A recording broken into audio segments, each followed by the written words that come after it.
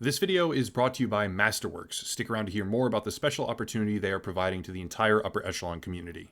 Alright, not too long ago I wrote about a potential theory regarding Elon Musk and Twitter in which the world's richest man had used a flurry of media headlines and acquisition cover to unload billions in Tesla stock at or near its relative peak.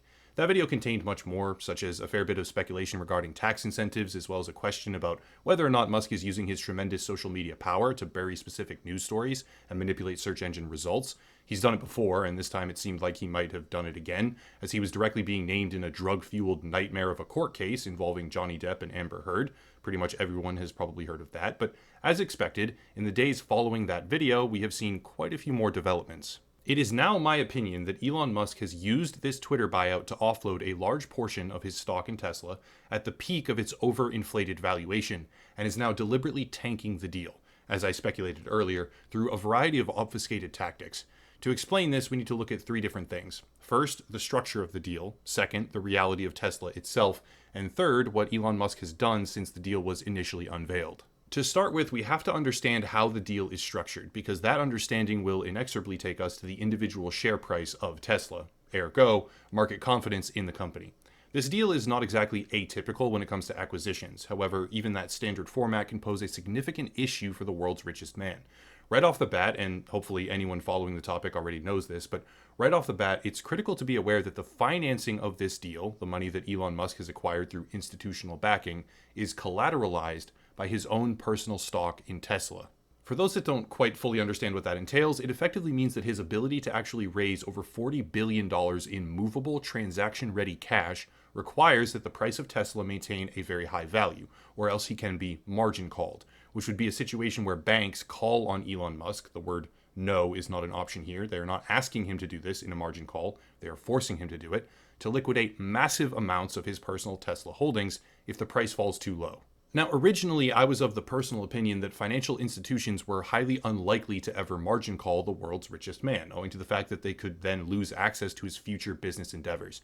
To a degree, I still believe that, but in the time since this deal was announced initially, and subsequently approved by the board of Twitter, Tesla stock has plunged by roughly 35%, from more than $1,000 to about $650 today. This matters for a variety of separate reasons, but chief among them is the actual collateral policy of Tesla, which states that when major holders are attempting to use the stock as the basis for a substantial loan, they can only acquire 25% of the value for each share that is pledged. AKA, if you want to borrow $1 million and the price of Tesla is $1,000, you would need to pledge $4 million of the stock in order to actually secure that loan. This is a policy held by Tesla itself. In reality, it's a very, very complicated agreement, and I had to consult with a community member who is an actual financial analyst in order to fully compose the video, but here's what it boils down to. The Twitter deal needs to be financed, and one of the ways that is being accomplished requires the price of Tesla stock to remain high, which it hasn't. The lower it falls, the worse it will be for Elon Musk, because he has already likely run afoul, significantly afoul, of his own company's leverage policy, and if it drops another 30, 40, or even, God forbid, 50%, it can result in him being forced to sell massive quantities of his personal stock options, which would absolutely crater the company's share price even further. Much more than it has already been. Alright, it's no secret by now for anyone who watches the channel regularly that I often take an interest in financial topics, even right now today as we discuss the implications of all these Twitter deal revelations. It could be criticism of the crypto space, secondhand market economics, play-to-earn gaming. I was just down in New York working with Vice on a documentary with play-to-earn economics as the subject matter. You name it, could be anything. But there is another financial topic I've become interested in, which is fine art. That may sound strange because blue chip artwork, think Picasso, Monet, Andy Warhol, etc., is typically relegated to the financial elite. I wouldn't even say that I'm a hardcore believer in the art aspect even, but something that has become very interesting to me lately is an emerging new company called Masterworks. Now, yes, they sponsor this video, but I would have relatively the same things to say about them even if they didn't, because after lengthy research on the topic, I am now a firm believer in the general premise. In simple terms, Masterworks will buy paintings, blue chip artwork, high value, and securitize them with the SEC. This makes it possible to invest in those paintings, similar to how one might invest in the stock market, but this artwork is not correlated to the existing bond market, crypto market, or stock market. It is significantly less volatile. and to date they have sold 3 different paintings, each returning over 30% net IRR to their investors. The math here is actually really fascinating, but the bullet points are that contemporary art prices have outperformed traditional markets like the S&P 500 by over 140% for the past 26 years. Masterworks is democratizing high-value artwork through fractional shares, and one of the most critical components that I think is hyper-relevant today is the excellent performance of the art market in times of heavy inflation. Historically, the total value of wealth held in the art market is estimated to be $1.7 trillion. And what's even better is a projection that this value will grow by an additional $900 billion between now and 2026. Masterworks itself is already valued at over $1 billion, and all of these factors combined have turned me, at least personally, into a believer in their mission. Now, there is currently a waitlist to sign up for the platform, but you can go to masterworks.art/upper echelon and skip that waitlist right now. Again, there's a link down below to skip the waitlist, it's in the description, and sign up for Masterworks today. Of course, as with anything, there is always a degree of risk. Be aware of this and understand that my personal research and endorsement, my strong, full-throated endorsement, does not constitute registered financial or securities advice. The best way to think of it is that you now have direct priority access to skip the waitlist and can check it out for yourself. Big thank you to Masterworks for sponsoring the channel. Okay, having established that the deal is heavily predicated on the price of Tesla as a stock, let's take a look at Tesla itself. Setting aside my own personal opinions, full disclosure, I believe the company is wildly overvalued in the extreme with no rational justification for its current share price, even if it has come down 50% from its all-time highs less than a year ago. Anyway, setting aside my personal opinions on Tesla being a giant stock market bubble, I want to try and objectively analyze what seems to be a shifting tide. Tesla began its journey with lofty, environmentally conscious promises. It was met with a meteoric rise, and yet, as days, weeks, and months go by, a number of changes have taken place. First and foremost, the sheer volume of broken promises continues to mount, and Elon Musk will continue to face this problem the longer he goes without an actual, self-driving autopilot mechanism. That may seem strange because most people I've talked to seem to believe that Tesla already has autopilot. It's a feature, by name, that you pay extra for, after all, and it's been heavily discussed ad nauseum by Musk as he hypes the stock and boosts public confidence. However, the reality is far different than the marketing. Advertised as full self-driving, Tesla has made it sound like they are already equipped with a self-driving car, that's the literal verbiage there, that is widely perceived by the public as autonomous. The reality? Much different. In their own legal terms, Tesla states that drivers must always be aware, always have their hands on the wheel, and in essence, they must be there to babysit the technology as it imperfectly operates in a non-autonomous way. Similar to the autopilot feature, Smart Summon is widely perceived to be a way in which Tesla cars can be summoned to the user, as per the name, even being branded with the slogan, "Where did you park your car? Who cares?" But the reality? Smart Summon is only for use in private driveways and private parking lots with direct line of sight to the car because it may not see all obstacles. These legal terms are from 2022, yet in 2016, Elon Musk is on Twitter saying, quote, "In 2 years, Summon should work anywhere connected by land and not blocked by borders, e.g. you're in LA and the car is in New York," end quote. In 2019, he claimed that there would be 1 million robo-taxis the following year, and yet 3 years later, there are none. In 2017, Elon Musk was proclaiming that a Tesla would drive fully self-controlled with no human intervention from one coast to the other by end of year. This promise was delayed into 2018, delayed again with no timeline, and to this very day the trip has not happened. Meanwhile, in German court, Tesla was deemed to have been misleading their customers with autopilot, full self-driving claims. The technology isn't ready, and yet many people still believe that Tesla is set to crack the industry of automated transport wide open in the very near future.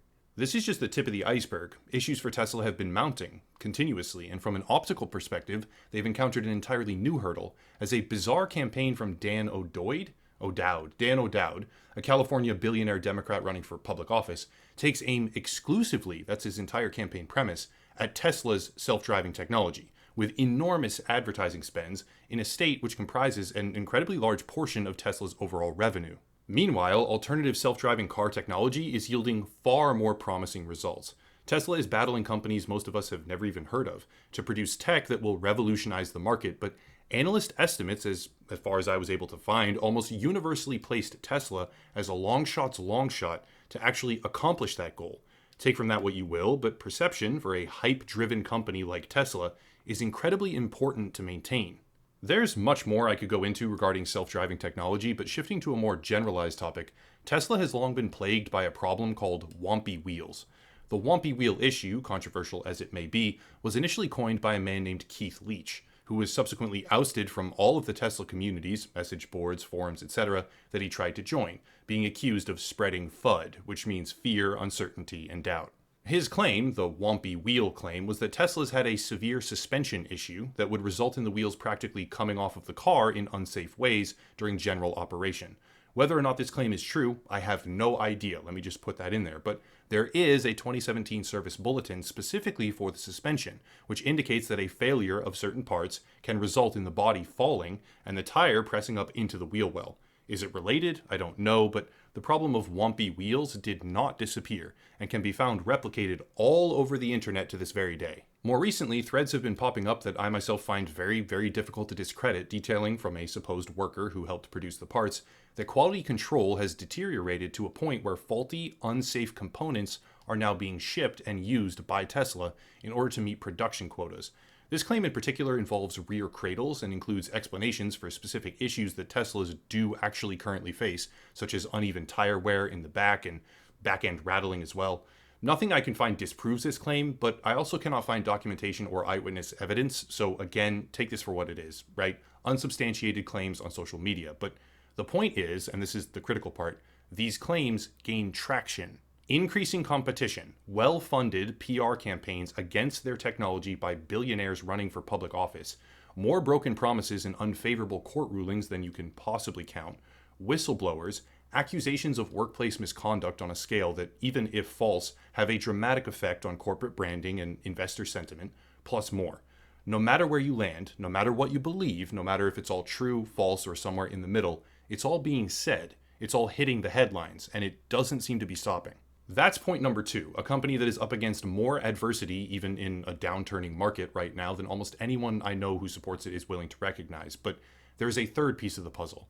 With a declining share price, PR nightmares like a hydra spouting new heads all the time, and a $44 billion acquisition tied directly to that declining share price, what has Elon Musk actually been doing? For starters, he is liquidating $8 billion of stock right at the peak. That's convenient, but more importantly, he has taken a turn and started discussing bots. After initial, seemingly genuine enthusiasm for the deal, or at least an embrace of the publicity and memes surrounding it, Elon Musk is now stating that the onus is on Twitter to prove that there is only a small number of fake users. But here's the thing. That kind of discussion, with that kind of data needing to be exchanged by both parties, is part of a process called due diligence. Elon Musk would have, in any sane world, and not even by himself with a team of people, conducted due diligence before agreeing to a $44 billion acquisition. But why would he not have inquired about spam and fake accounts in that entire process? In fact, it gets even more bizarre when you realize that in late April he was tweeting, quote, if our Twitter bid succeeds, we will defeat the spam bots or die trying, end quote. Flash forward and he is putting the deal on hold while making hints about revising the price point downward, citing the spam bots as a problem. Now, yes, negotiation is always a part of a deal this large, absolutely, but is it negotiation when he has created an issue out of something he should have caught or inquired about long before this? There is nothing that stopped him from attacking the legitimacy of Twitter's user base long before he agreed to a $44 billion buyout with a $1 billion breakup fee. Why now, after the share price of his Tesla collateral has dipped by over 40%, after he has most likely violated the leverage policies of his own company, after the attacks have ramped up, and after the PR cycle has had its heyday, now he is attacking the company's structure and honesty? The simple explanation, in my view personally, is that if he can somehow manage to show that Twitter falsely represented their material conditions before the acquisition, it is very likely that he can exit the buyout and perhaps even not be required to pay the breakup fee. And if he is able to do this, he would walk away having accomplished 3 things. He will have buried unfavorable stories with SEO manipulation by securing the funding for this Twitter purchase from big banks. I discussed that one in the prior video. It's incredibly smart, actually, but also devious. He will have liquidated billions of dollars of Tesla stock at the peak, despite claiming in the past that his money would be the last out. And he will have received all the benefits of a global media frenzy, which spiked his social media presence by many millions and millions of followers, as a man who is known, he's directly known for this, for using social media profiles, his Twitter primarily, to manipulate cryptocurrencies and promote his various businesses. It's a tool that he leverages to expand the reach and share price of Tesla, as well as prop up other businesses. Elon Musk, in my opinion, again, personally, is tanking this Twitter deal on purpose with a contradictory claim about spam accounts that he could have pursued or brought up long before this, and even stated the opposite of publicly in the past. He is doing this after a decline in Tesla's share price, a significant decline, that put his collateral at risk, and he is unwilling to endure the gain further. Whether or not you believe that Tesla is over or undervalued, it is the bulk of his net worth, and this purchase has had a decidedly negative impact on that. If he gets out now, he walks away having only benefited himself personally. If he continues and it goes another way, not his way, it could be devastating. I believe that Elon Musk intentionally is pushing for the collapse of the Twitter buyout, and if he succeeds, it will be a highly beneficial business maneuver on his part. That's it. If you want to support, please check out Locals and Patreon. I'm trying to diversify away from AdSense exclusively. There's also a YouTube platform alternative linked down below called Odyssey, as well as merchandise, social media, etc., and the video sponsor, Masterworks. So check out all of that too. But yeah, I'll cut it there and stop rambling. As always, thank you all for watching, and have a nice night.